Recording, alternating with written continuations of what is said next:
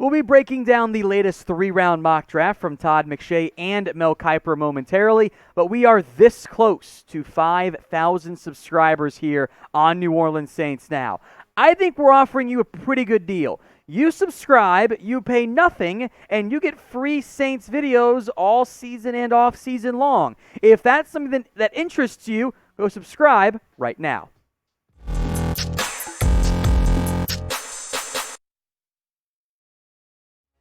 Tom Downey here for New Orleans Saints now. We're breaking down the 3-round tag team mock draft from Todd McShay and Mel Kiper. They took turns doing picks.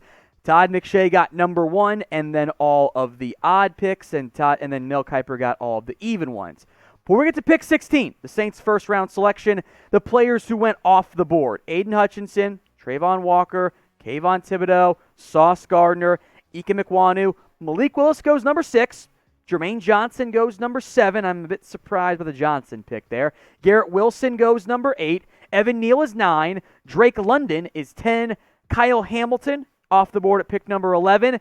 There's Derek Stingley, LSU's own, at number 12. Charles Cross, a left tackle option, goes 13. Then Trent McDuffie and Jameis Williams, so a bit thin at receiver. But for the first pick, Mel Kiper goes Trevor Penning, the offensive tackle from Northern Iowa. If he is there, I think this makes a lot of sense for the Saints. This is a very popular pick for New Orleans. This would be the Tyrann Armstead, probably plug-and-play left tackle that the Saints are in pretty desperate straits of needing right now. I've got a second-round grade on Penning. I like him. I do. There are pass blocking concerns. I think he's a bit more athlete power upside than he is polished tackle. But given the way tackles tend to rise, I think he's pretty much a top 20 lock.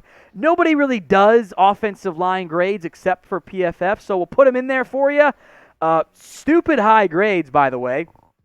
Awesome run blocking. Not as good pass protection. He was a dominant run blocker the way you want your FCS level prospect to be. Otherwise, why are you not outpowering them?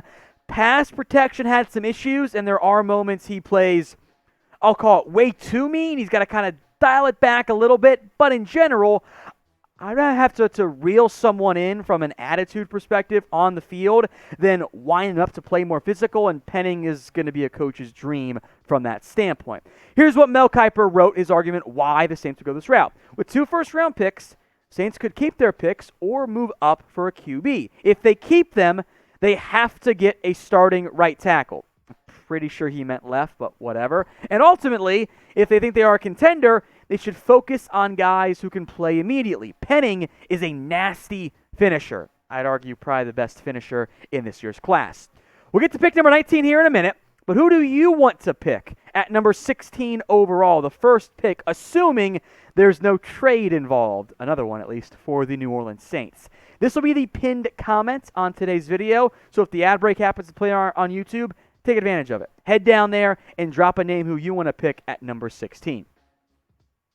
Number 17, Jordan Davis goes to the Chargers. Daxton Hill, 18, leaving Chris Olave, the wide receiver out of Ohio State, to be the pick at number 19. One of, if not the best route runner in this year's class. Not the biggest guy. He's 6 foot and change, 187, but he's a fluid as all get out route runner. Very fast runner and tester as well. Good hands, checks off a lot of those boxes. Fits really well with the Saints, with Michael Thomas as more of your underneath guy. And then Olave can be your vertical route runner fit there. He met with the Saints, by the way, with Olave calling it, quote, a great meeting. I would love to be there. Now, McShay made this pick. I think it was a great one by him. Here's what he wrote. Mel took care of Tyrann Armstead's replacement at offensive tackle and Penning, so I'll finish the first-round job for the Saints with a receiver. Michael Thomas hasn't been on the field much over the past 2 seasons, and the depth chart is pretty weak beyond him. Olave is a smooth route runner with the ability to make vertical plays. I think that McShay's got that pretty much knocked in there. I get Calvin Ridley vibes out of Chris Olave. I don't see much after-catch ability. He forced 2 missed tackles this year. He kind of makes the catch and either runs away from the guy or that's kind of it. 4.1 yards per catch is not great, but he's a gifted route runner and he's got great speed. He is absolutely a good selection for the Saints here at number 19 overall. The Saints should have one of the big five receivers, London, Jameson Williams, Garrett Wilson, Olave, and Burks on the board. I know producer Trace wants Traylon Burks. He's an Arkansas alum, real bad. But who is your favorite receiver in this year's draft class, at least as it relates to the guys the Saints could take in round one? Let me know who you would prefer to take in the comments section. Of course, we'll know who the Saints take during the NFL draft. And if you want the best live coverage on YouTube, picks coming in before ESPN NFL Network, and actual day 3 analysis, go subscribe to Chat Sports. YouTube.com/ChatSportsTV will be live for every single pick of every single round, plus grades each and every single night. And UDFA is going down as well the next day. So if you have not already, go sub to the Chat Sports YouTube channel. Links in the comment section and the description. It's youtube.com/ChatSportsTV. Round 2, number 59, Sam Howell is the pick here by Todd McShay. And I don't love this one. Howell had round 1 buzz coming into the year with the hope he takes a Baker Mayfield type of step forward. The problem was we all meant Baker Mayfield step at Oklahoma, not Baker Mayfield step this past year for the Browns. That's kind of what ended up happening. Great vertical thrower, can move, can run. The Baker Mayfield comps are valid. That guy went number 1 overall, but beyond the first read, it was not very good, and that's a pretty significant red flag from that standpoint. I honestly don't love the pick. It's fine, I guess, at 49, a lot better than would it be at 19, but I'm not convinced he's a franchise guy. So what do you think when it comes to drafting a quarterback this year? Should the Saints go out and do so? Why for yes, you want to take a QB this year no matter what, and for no, it's not the route you want to go? Sound off for me in the comment section right now.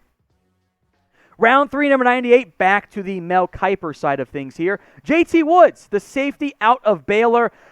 Awesome athletic tester, made a bunch of plays on the ball. I don't have that many complaints on this particular pick, part of a very fast Baylor team this year at the Combine. Here's what Mel wrote. Baylor has produced several talented prospects. Recently, it could have 2 safeties. Going the top 100 picks here, of course, Jalen Petrie went way earlier, the more in-the-box safety. Woods had 9 picks over the past 3 seasons, and he has big-time track speed. He could take some reps as a third safety as a rookie, and the athletic upside is certainly worth gambling on when you're here in the back end of the 3rd round.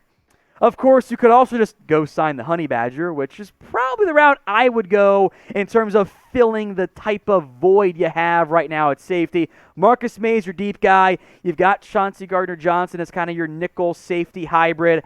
I think Mathieu fits that mold as well. Woods, I don't think quite fits that kind of hybrid Malcolm Jenkins style of player. So who would you rather have? TM for Tyrann Mathieu, JW for JT Woods.